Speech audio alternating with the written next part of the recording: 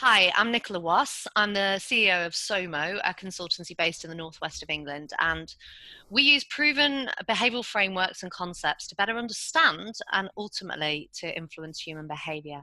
And today I'm here with Tanya Fosdick, who is Head of Research at Agilysis, and many of you will already know her from her work in road safety research and analytics, but also as a real champion of the need to evaluate interventions in road safety. So, together, we're going to tell you how Liverpool City Council is using behavioural science to reduce death and injury on their roads. Before we do that, let's take a moment to remind ourselves how local authorities like Liverpool have traditionally tried to save lives on their roads. So, as most of you will be aware, the standard approach to road safety has often relied on three levers of change: education, engineering and enforcement.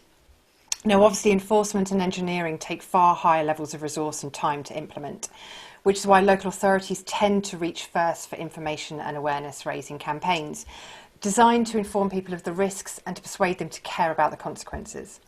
Liverpool Council was no different, but it was becoming increasingly obvious to them that creating good intentions simply wasn't enough. They were beginning to realise that it's entirely possible for road users to understand risks and care about the consequences.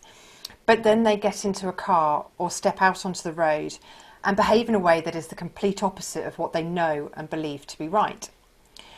So when in 2018 Liverpool Council found out that they had the second highest rate of adult pedestrian casualties in the whole of the UK, they knew they needed to take a completely different approach. So they came to us to help them first understand that problem, and then secondly to figure out what it was that they were missing. One of the first things we did was to visualise the pattern of collisions in a heat map that identified the main risk areas for adult pedestrians in Liverpool. Now, as you'd expect, there is a large cluster of collisions in the city centre. Hang on, Tanya, let's not talk about the city centre today. Why don't you tell them about the second problem areas? Because I think they're far more intriguing. These ones. Yeah, those ones. Okay, well, these sites are situated on the outskirts of the city centre, and collisions here occur mostly in the daytime. But what is really key is that it turns out that if you're an adult pedestrian in Liverpool, you are far more likely to be injured in one of these types of location than in any other context. So that was fascinating, and immediately we knew we had to find out a little bit more about what was going on in these sites.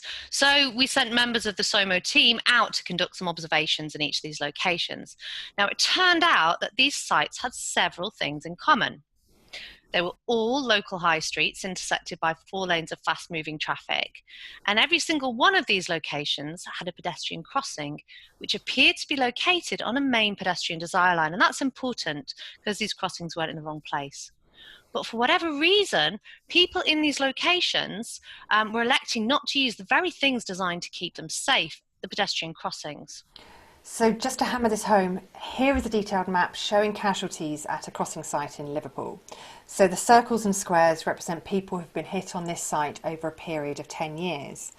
The blue line in the middle shows the location of the crossing, and the two green lines are 30 metres from that crossing in each direction. So what it really shows is just how close the people were to that crossing at the time of their injury. Now, analysis of driver behaviour found that very few drivers were breaking the law, so focusing on drivers would have null or negligible effect. So basically, we decided to take it in a different direction. And we hypothesized that if we could increase the number of pedestrians who use the available crossings in these areas of high risk, we should be able to see an overall reduction in the rate of adult pedestrian casualties in the city, which is great. But without understanding why people in such risky locations are not using these available crossings, we just wouldn't know how to change things. So I went back to Tanya and I asked her to see what else could she extract from the data. So going back to Stats 19, I was able to cross-tabulate the postcode data from Stats 19 with other data sets such as IMD and Mosaic, which many of you will use. This allowed me to profile the levels of education, health, wealth and lifestyle of the pedestrians involved, helping us to really understand who it was we should be targeting here. And Tanya's analysis also revealed that people being hit in these locations tended to live very close to the collision site. So now we not only knew a lot more about the environment, these hotspots, but we also knew some more about the people who were involved. And the key thing we learned from Tanya was that our pedestrian casualties were likely to be experiencing money worries and poor physical and or mental health. And that gave us really, I suppose, our first insight or clue. So why is this important? Okay, Tanya, you and I talk about this a lot, but you've heard about the two system model of thinking or two system processing. Yeah, so it's a way of explaining how the brain makes decisions. System one, which makes up about 95% of our thinking, is fast thinking, where decisions are made unconsciously. And system two is the slow thinking process, where rational decisions are made based on logic. Correct. So, system one is the notion that the majority of our daily choices and behaviors are automatic. They're shaped by habit and the environment we're in. And I think this is actually quite a positive. I see it as a proactive attempt by human beings to anticipate the world they inhabit and to find ways to master it. So, for example, we work out what chocolate biscuits we like, we find the best route to the shops, how to ride a bike. And once we figure these things out, we can kind of forget about it, freeing up the mind to concentrate on other things. So isn't it a bit like when Barack Obama says that he only tends to wear blue or grey suits, so he doesn't have to think about what to put on in the morning? You know, he's obviously got so much else that he was thinking about I knew you, what suited. I knew you'd come up with that one. Yeah, precisely. Automaticity frees up our minds to think about other things. So let's recap. System one. System one thinking is fast, it's intuitive, it's automatic and effortless, and it works really, really well in predictable, stable environments. But, and this is a big but, it's also far more prone to bias and error. Much more so than system two, which is slow, it's effortful, it's deliberate, and quite costly. It's quite mentally taxing, but it typically produces a more unbiased and accurate response. So when you and I are really well rested and we're in good physical and mental health, we move fairly effortlessly between the two systems of thinking. However, when our cognitive load is greater, for example, when we're stressed, we're tired, we're hungry or unwell, as many of these pedestrians may be in these locations, then the amount of cognitive bandwidth available to us decreases. And when that decreases, that in turn reduces our capacity for the kind of effortful thought required to use system two. So put simply, the people in these locations are less likely to engage their system two processing and more likely to rely on system one, which is making them more vulnerable to error. And we all know that small errors on the road, complex, fast moving environments can have disproportionate impacts. So, I think what's really interesting is when we tie this all together, we can also infer that those traditional information-based campaigns, so loved by local authorities that Tanya mentioned in her intro, are unlikely to be effective. So cramming even more cognitive load onto somebody whose capacity is already pretty overloaded won't help. In fact, it may even have a negative effect. So this led us on to our second insight. And this one builds on the first, so bear with me. Okay, so we've told you that it's likely that people in these environments are more reliant on the system one processing. And there is an interaction between this fast system one processing and another type of thinking, goal-oriented thinking. And when both of these are at play, then what people will tend to do is they will filter out all sensory stimuli except those that align with their own goals. And that can result in a phenomenon known as looking but not seeing.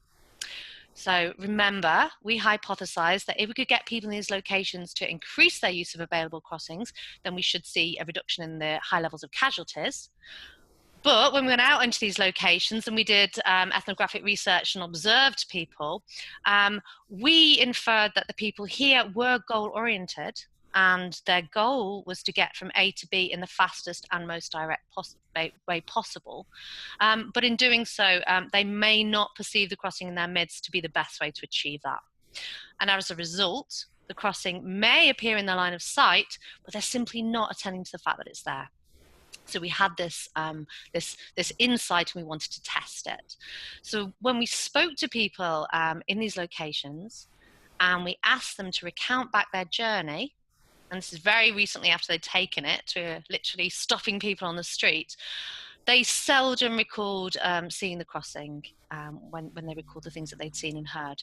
And that kind of tells us that although these crossings would have been visible to them, they're maybe not even registering them. So they're looking but not seeing the crossings intended to keep them safe.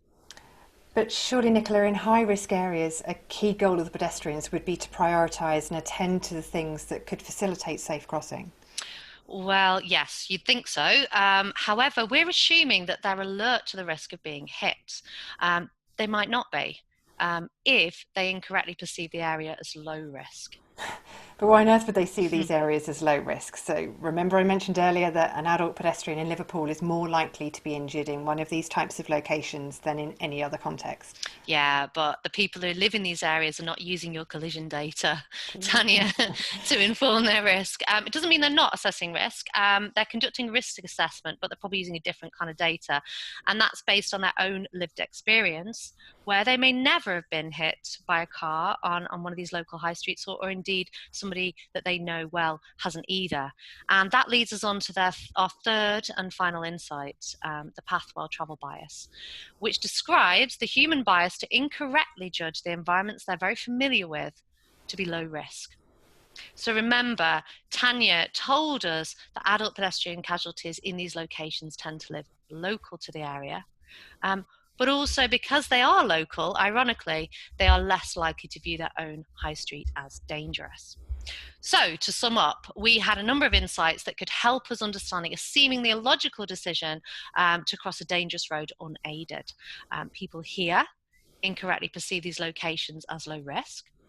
They are operating on a kind of sensory autopilot, which is attuned to finding the fastest rather than the safest route. And in this state, they're not attending to the crossings in their midst. So, information-based campaigns are not particularly going to be effective here. And just to sum up, our research journey started with data analysis to help us understand the what, where, when, how, and who of the problem. But behavioural science was then applied to unlock the reasons why.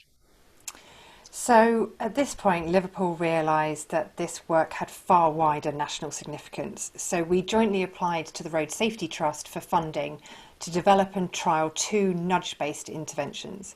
And we were thrilled to receive the largest research grant ever awarded to a non-academic institution. Now, we would have loved to have been here today to show you the embedded nudges and to share the results of those trials. But remember, we are operating in the physical world and we need to run our trials in normal conditions in order to determine effect. And because of COVID, we've really had to push these trials back to 2021. Yeah, it's true. And we can't share with you the nudges that we have created to embed into these environments, nor have we been able to run trials and so can't share our findings. But what we can do, because we didn't want to come away and not share anything with you, is we can talk a little bit about the thinking we used to turn these insights into interventions. So, Tanya, you've probably not been on a plane for a little while, but I'm guessing at some point you would have seen one of these, a priority boarding sign at an airport. And just tell me what's your gut response? What do you think? What do you think and feel when you see one of these signs? So the people in those queues, in the priority boarding queues, are going to get some kind of better experience than the people who aren't they? Yeah, that's right. Priority boarding is very effective at cueing people to notice and attend to the fact that there is a faster and more direct way to board the plane. Now, we can do something similar with the crossings if we can find a way to align these crossings with our pedestrians' intrinsic goal, namely to get to where they're going in the fastest and most direct route possible. So if we can achieve this, we should be able to recalibrate their scanning of the environment to attend to and to cause a desire, I suppose, to use a crossing that looks like ours. Okay. So to do this, first of all, we need to make those pedestrian crossings more salient. Crossings generally blend into the area. They're black and grey and they don't particularly stand out to pedestrians. And to what would work really well is if we can find visual cues and nudges that confer a sense of speed, flow, and pedestrian prioritization. So these aren't our designs, but these are starting points, and these are things that we kind of considered when we're looking at what we could do in those environments. So wouldn't we just be tricking people here? The crossings are essentially the same, so you're just making them look as if they're the fastest route across the road. Good point. So it's really important to point out that we're not in the business of tricking people. The visual cues that we eventually use will be matched by an improved crossing experience. So we're working with traffic engineers to reduce the wait time for pedestrians. And then we're going to tell them that we've done so. And by telling them after the fact that they've had a wait time that confers a sense of priority to pedestrians, we'll elaborate something called the elaboration likelihood model. Meaning that every time a pedestrian sees one of these crossings, they should associate that with a better experience. So this all sounds great, but as you and I know, all of this will remain a best guess until we test these nudges in the environments where those problematic behaviours exist. Now, as many of you will know, my obsession with evaluation means that we need to ensure that these are robustly tested. So actually, we're going to test our nudges not just in Liverpool, but also in Hull. Yeah, and that's really important to our head of behavioural science, Dr. Holly Hope Smith, who's really keen on the idea of replicability. So you probably haven't heard about this, but there is something known as the replicability crisis in behavioural science. And it's a concern that the results of prominent behavioural science papers are not replicated when repeated in further study. So giving false positives. Yeah. Yeah, because there's a danger we could end up Mm-hmm. solving a problem in Liverpool, but the solution we create may not be transferable to locations in other parts of the UK. So testing in Hull as well as in Liverpool will give us a sense of the scalability of these cost-effective interventions. Now, Hull was a great match. Lived there for 15 years, so knew the city really well. It has similar sociodemographics, a similar road network, and a shared problem. So if we can achieve a similar effect in locations which present these similar conditions, then we can have more confidence in the universality of these interventions and share Yeah. them more widely with you guys. I think that's kind of where this work becomes interesting, not just for Liverpool, but for the rest of the UK, Tanya. Absolutely. But here we are, and we're out of time. So, as we said, the trials are planned for 2021, and we'll be sharing our findings from the research in academic journals and at several conferences and knowledge sharing events. But if you want to find out a little bit more than we've been able to share with you today, we have been blogging our progress on the SOMA website, so please feel free to go there. If this has whetted your appetite for using more insight-led approaches, Tanya and I have developed some training for non-behavioural scientists on how to apply this approach, and we'd love to hear from you. But otherwise, thank you for listening. We may be here next year sharing our results, or even the year after, I'm not sure. But enjoy the rest of your day and take care. Bye-bye. Thank you. Bye.